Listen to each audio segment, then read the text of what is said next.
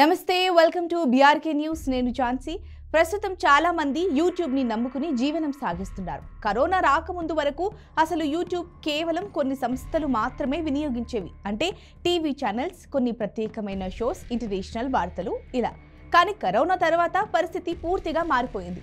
ఇంకో పక్క చైనా తీసుకొచ్చిన టిక్ టాక్ ప్రపంచవ్యాప్తంగా బ్యాన్ అయ్యాక షార్ట్స్ ఫీచర్ యూట్యూబ్ కూడా తీసుకొచ్చింది. దీంతో యూట్యూబర్లు పుట్టగొడుగులా పుట్టుకొచ్చాయి.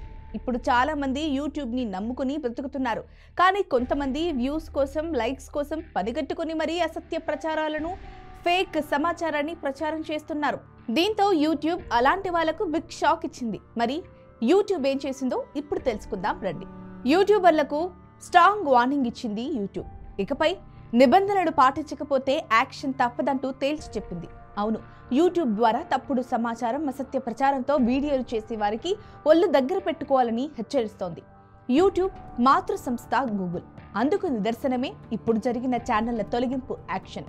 ప్రస్తుతం గూగుల్ 1 కాదు, 2 కాదు, ఏకకాలంలో 11,000 యూట్యూబ్ ఛానళ్లను తొలగించింది.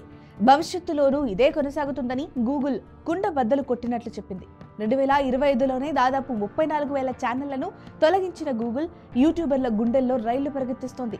యూట్యూబ్ వీడియోల విశ్వసనీయత, అందులోని సమాచారం, సామాజిక కోణం, వీక్షకుల అభిప్రాయాలు లాంటి వాటన్నిటినీ లెక్కగట్టేందుకే ఓ విభాగాన్ని ఏర్పాటు చేసిన గూగుల్ ఆ నివేదిక ఆధారంగానే వేలాది యూట్యూబ్ ఛానళ్లను తొలగించుకుంటూ పోతోంది.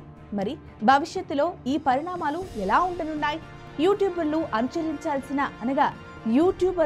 అనుసరించాల్సిన నిబంధనలేంటి అనేది ఎవరూ చెప్పలేదు. కానీ ఫేక్ సమాచారాన్ని మాత్రం ప్రచారం చేస్తే ఎంతటి వారైనా వేటు తప్పదు అంటూ తేల్చి చెప్పింది గూగుల్.